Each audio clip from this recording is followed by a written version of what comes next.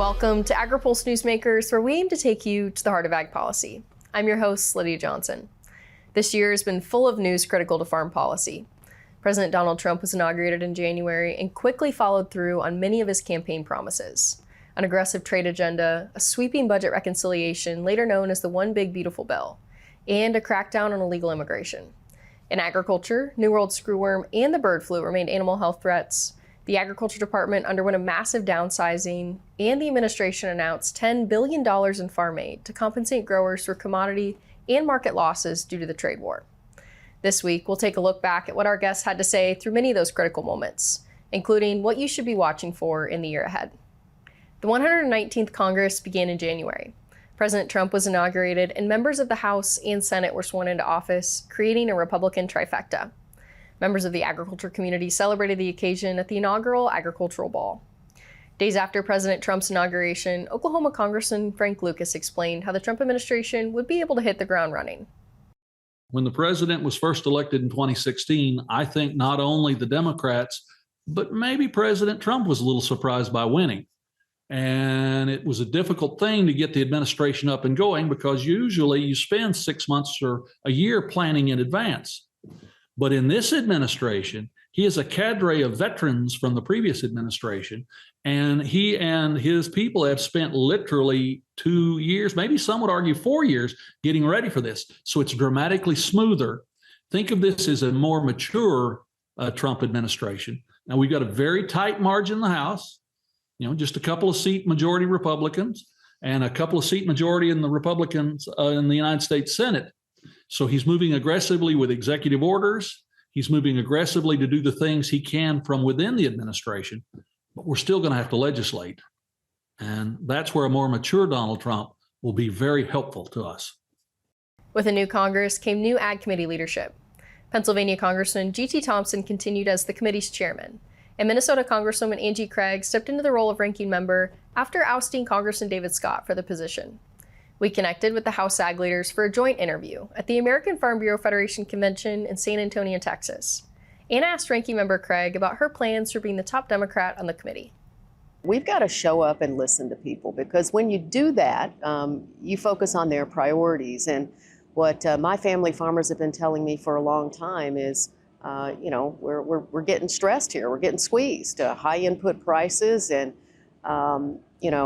low commodities prices have really been squeezing family farmers. And I think helping all my members to understand the pressures of family farming and how important it is that we allow these new and beginning farmers to get into farming, and we're able to protect the ability to pass down the family farm to the next generation. These are some of the things that I'm going to make sure my members understand fully. During the conversation, Chairman Thompson expressed the need for passing a farm bill in 2025. And the implications of that not happening. We need to get the Farm Bill done as soon as possible. The longer we wait into the fall to do that, towards the end of the year, I think only means we're going to have to come back to the table for more economic aid. We can avoid that. Producers don't want it. They prefer not to do it. I don't want to do it. But the way we avoid that is getting the Farm Bill done. Because of the improvements that we've made to the safety net programs, it will just prevent having to do that in the future. President Donald Trump kicked off his second stint in the White House by following through on campaign promises, threatening, then imposing tariffs on the U.S.'s trading partners, clawing back green energy investments, and cracking down on illegal immigration. Trump also instituted a hiring freeze for federal agencies, and his Office of Personnel Management directed federal agencies to evaluate all employees who are currently in probationary periods and determine whether they should be retained. By February, many employees, including thousands at USDA, were terminated from their roles in what was referred to as the Valentine's Day Massacre. When we think about the impact that this has on rural America and farmers and ranchers and producers, it feels pretty intense to them. Here's just a couple of examples of what this means. The first thing is that these staff reductions at USDA They seem to be just sort of willy-nilly without any thought or even any real understanding about what these different parts of USDA do.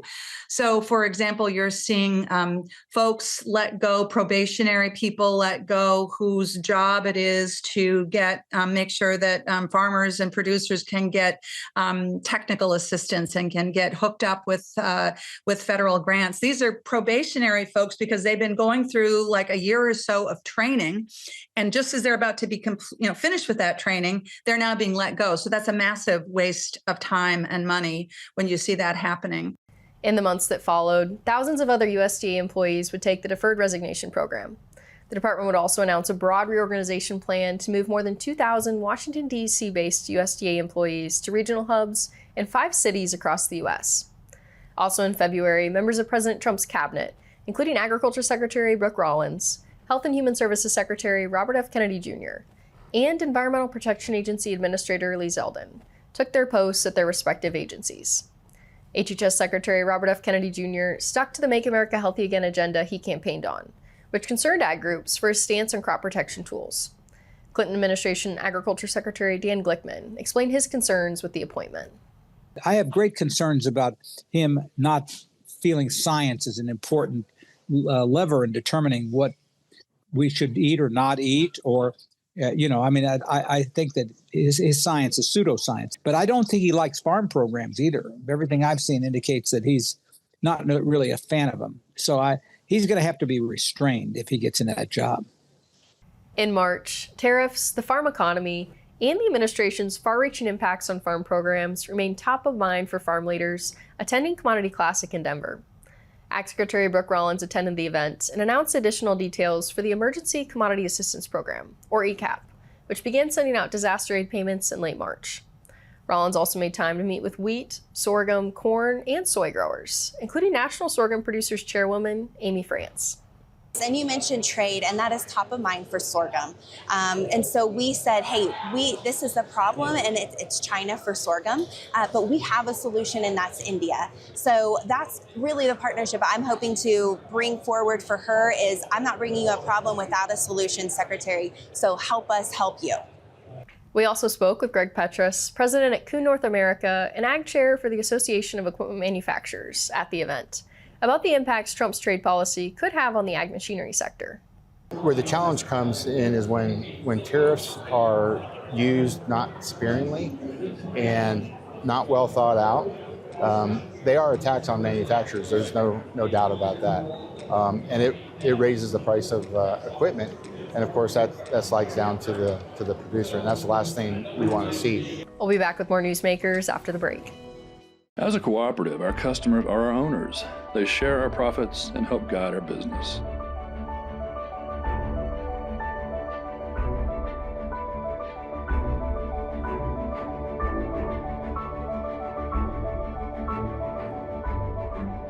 We're not just another lender. We're Farm Credit, and we're here for you.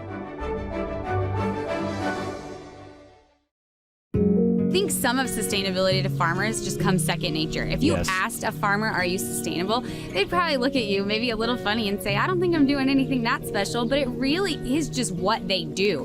We're all farmers, and our goal is taking the best care of our land, our cattle, our natural resources. This is my sustainability story.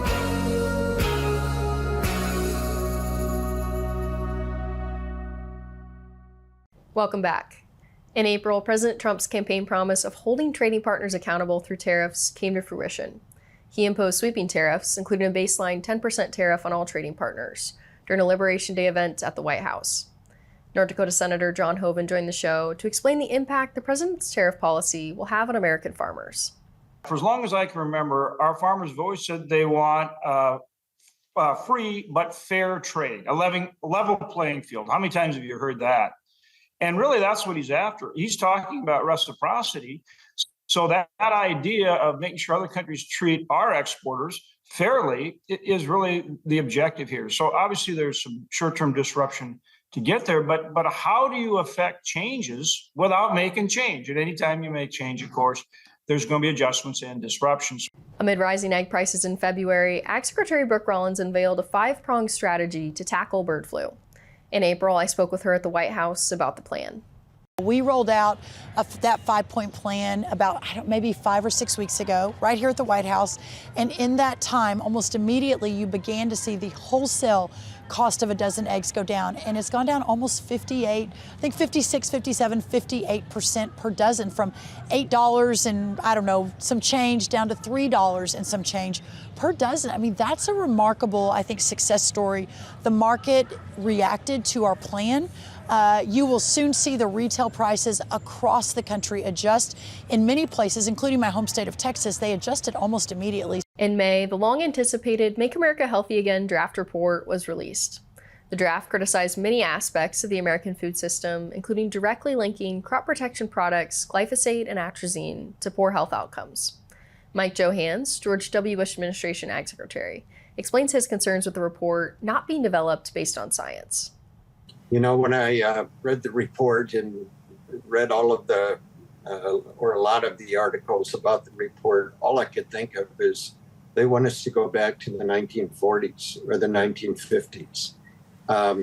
You know, how many studies have been done on various crop protection products that are out there that have come to the same conclusion, that these are safe, that they can be used? I mean, and then you read this report and they put the bullseye on pesticides and whatever else. And to me, it's extremely frustrating.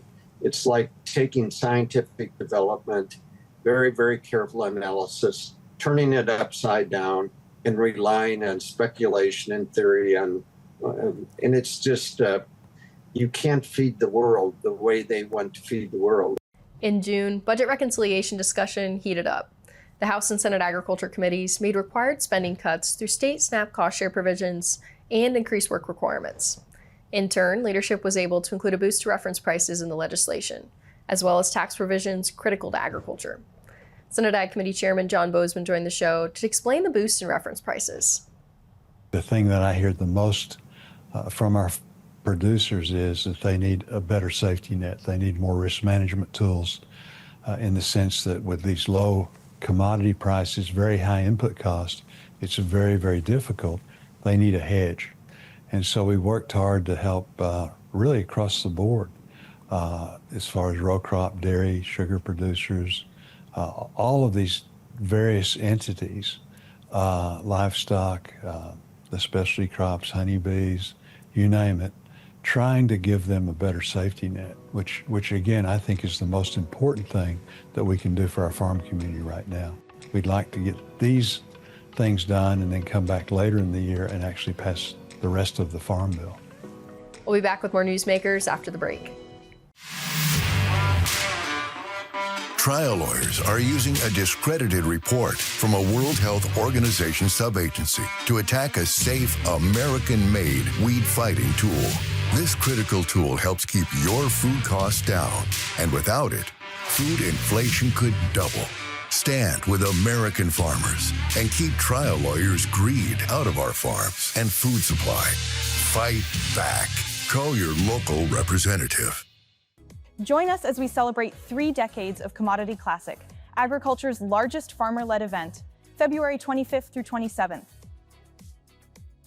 Experience game-changing solutions.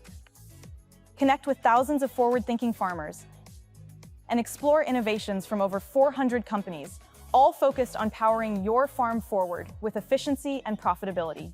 Housing and registration opens November 6th. Don't miss 30 years of agricultural excellence in the heart of Texas. Welcome back. In July, USDA announced additional plans for the department's reorganization, including relocating thousands of Washington, D.C.-based staff to 5 regional hubs across the country and closing the Beltsville Ag Research Center in Maryland. We spoke with Congresswoman April McLean Delaney from Maryland about the plan. I'm always a little bit hesitant about, rash changes and moving a couple thousand people, employees across the country. I kind of like gradual, thoughtful decisions. So I want to make sure that that happens. But I guess as a general matter, in terms of all of these agencies that are being rapidly reorganized, sometimes things fall in the mix, and there are certain things that are not getting done at USDA. Also in July, USDA looked at steps to claw back farmland owned by Chinese-owned companies. President Trump began to ink trade deals with U.S. trading partners, and USDA continued approving state SNAP waivers, restricting purchases of soda, candy, and desserts in some states. August meant recess for Congress, but the administration didn't slow down. Deputy Ag Secretary Stephen Vaden said at the Farm Progress Show in Decatur, Illinois, the USDA was considering bridge payments for farmers impacted by President Trump's trade war. On the sidelines of the farm show, we spoke with American Soybean Association President Caleb Ragland. Although at the time, China had not purchased any U.S. soybeans for the marketing year, he emphasized that farmers were economically hurting, but wanted long-term market correction before bailout trade aid payments. Right now, we're in a very dire situation. September's upon us, harvest is starting in the deep south, and we have 0 bushels of soybeans on the books to be sold to China for this current crop that's about to come out of the field. Historically, over the last 5 years, about 1/3 of soybean sales to China would be booked. China amounts to 25% of our total U.S. soybean crop. So that would be 8 or 9% of the whole U.S. crop would normally be on the books with China right now, and we have 0. That is alarming. We as American soybean farmers want to make a profit from the market, but we must have a level playing field and have opportunities. Right now, we're at a 20% price disadvantage due to the retaliatory tariffs compared to Brazil. So that's why the Chinese are going that direction. So we need a level playing field, we need opportunity. And when given a fair opportunity, the American farmer is going to win. In September, the final Make America Healthy Again strategy was released, which avoided the mention of specific pesticides, eased some regulations on farms, and suggested removing restrictions on whole milk sales in schools. Kansas Senator Roger Marshall, who is one of the MAHA movement's closest allies in Congress, joined the show to discuss the report.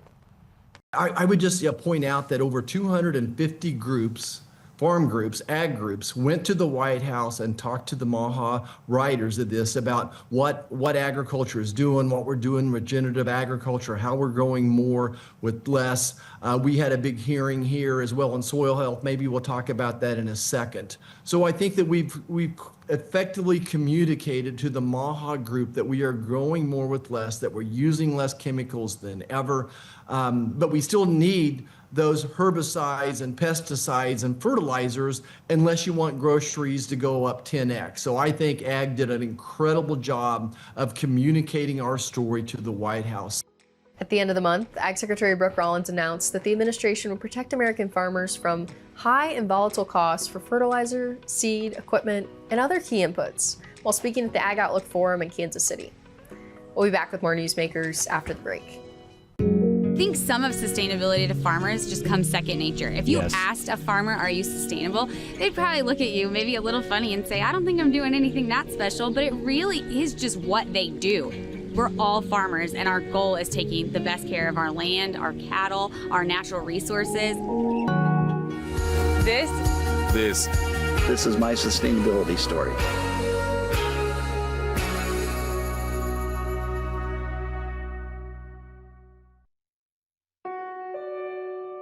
America never stops.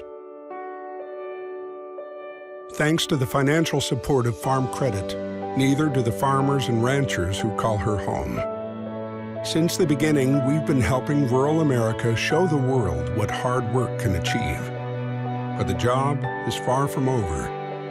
And as rural America grows further, we'll be there.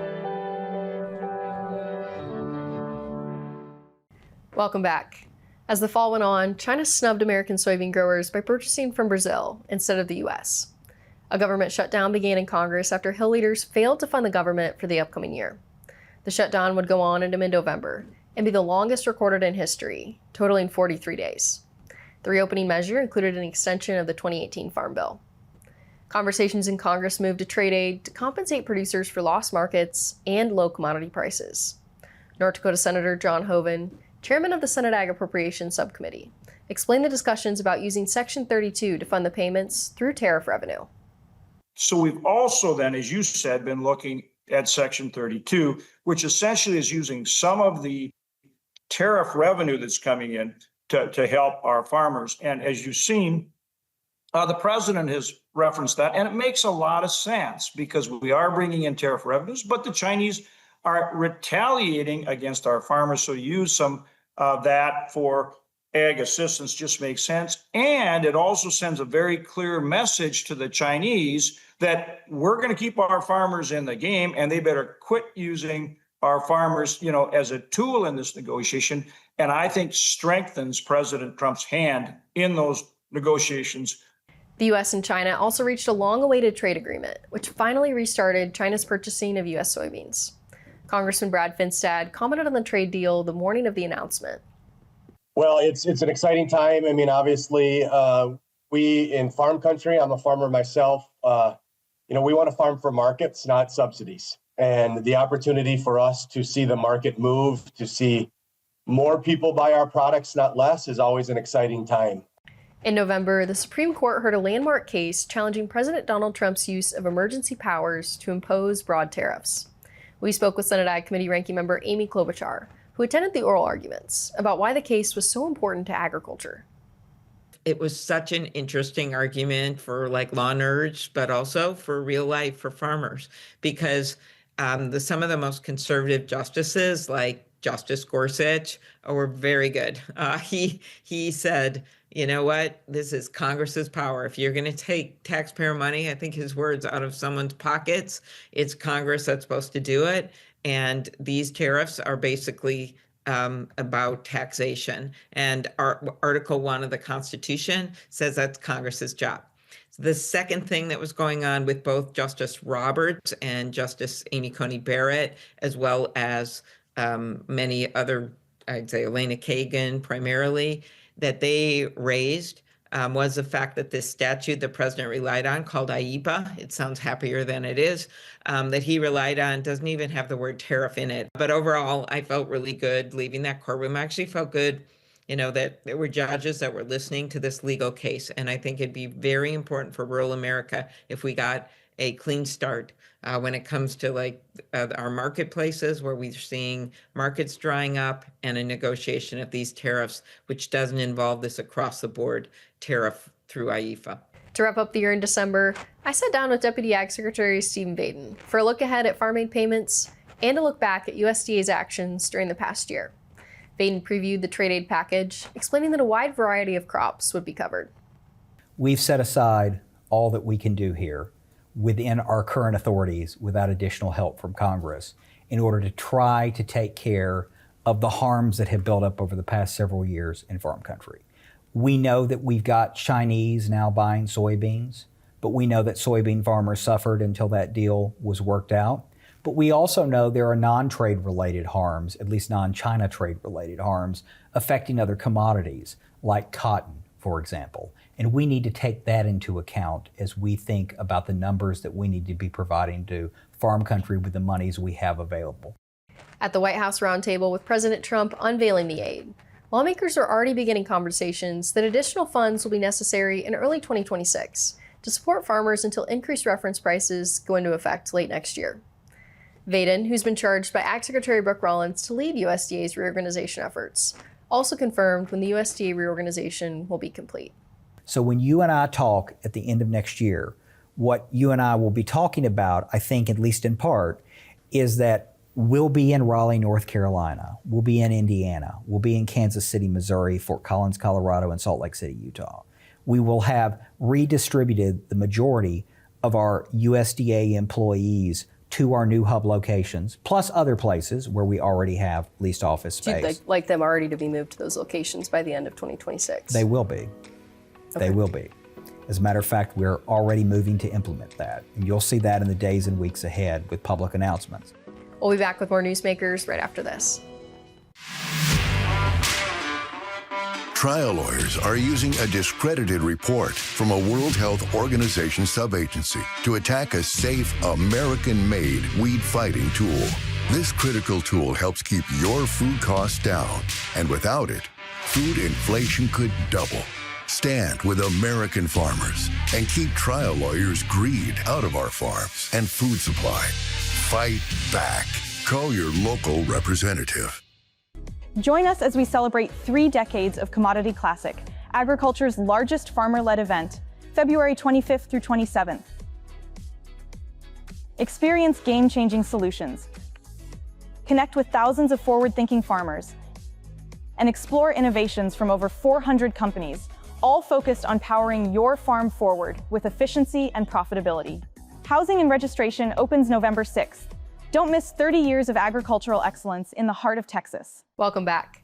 This has been an interesting year in farm policy, to say the least, and we want to thank you for joining us not only for this look back at the past, but also for tuning in all year long. Looking ahead, 2026 is certain to have many critical moments of its own, and we're looking forward to continuing to provide you with balanced, trusted coverage on food, farm, and fuel policy in the future. For Agri-Pulse, I'm Lydia Johnson. Thanks for watching. Newsmakers is a production of Agri-Pulse Communications. You can also find our new content on YouTube and wherever you get your podcasts. And don't forget to follow Agri-Pulse and our correspondents on social media to get breaking news and more. For agriculture, trade, food, environment, and regulatory news, your source is agripulse.com.